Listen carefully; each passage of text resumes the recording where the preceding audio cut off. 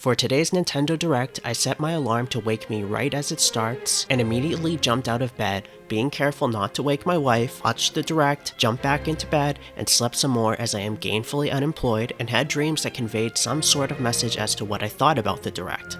Then I woke up again and made this video. The first 20 minutes of today's Direct was dedicated to the 40th anniversary of Super Mario Bros. The first couple of announcements involve activities in Kyoto, Japan, where Nintendo is headquartered, which probably doesn't impact most people watching this outside of Japan. A name for the sequel to the Super Mario Bros. Movie was announced, titled The Super Mario Galaxy Movie, with the main cast confirmed to return, along with additional cast announcements to come later. This wasn't the only Galaxy news though. Mario Galaxy 1 and 2 are coming to Switch 1, not Switch 2, though playable on it. Mario Galaxy was already released previously on Switch as part of the 3D All-Stars collection for the 35th anniversary of Super Mario Bros., but that is no longer available to buy. Each will be $40 or $70 if you buy both. I'm expecting a lot of anger at this price, but Nintendo knows their audience will pay for it. Mario Galaxy Amiibos and a physical copy of Rosalina's storybook from Galaxy 1 will also be released. There were a few other Mario bits of news. Another Mario Tennis, this time with a story mode where you play as Baby Mario, fitting for a tennis game made for babies. I will be buying it, of course. A Switch 2 edition of Super Mario Bros. Wonder and a talking flower figure were also shown off. Finally, the Mario 40 segment ended with Yoshi and the Mysterious Book, not to be confused with Sony's Wonder Book.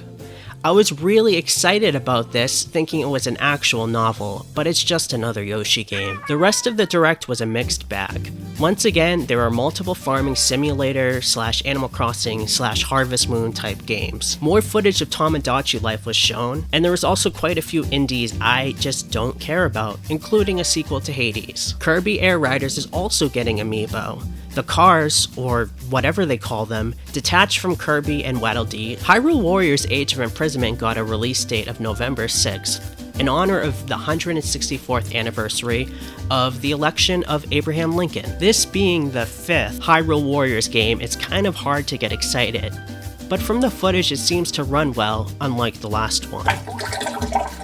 A remake of Dragon 7 was also unveiled. The most mind-boggling announcement by far of the Direct is the Virtual Boy for Nintendo Switch Online.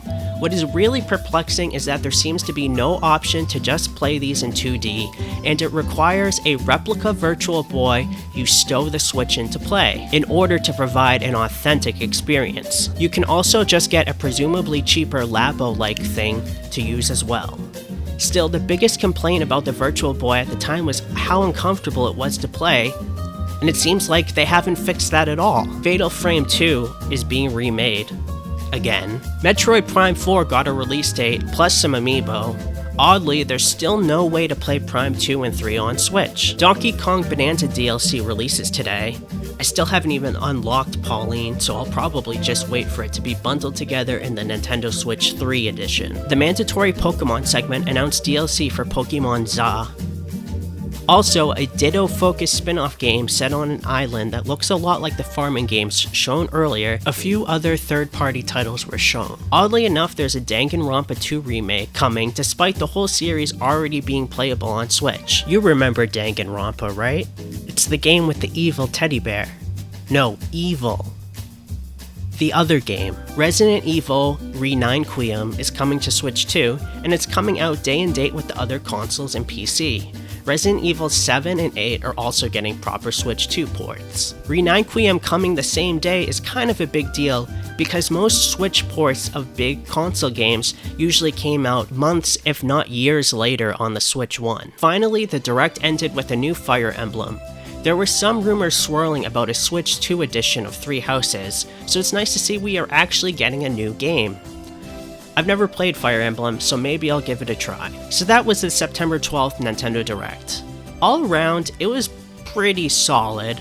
Not the best, but not the worst. Oh, and don't worry, almost all of the third-party games shown are getting keycard releases.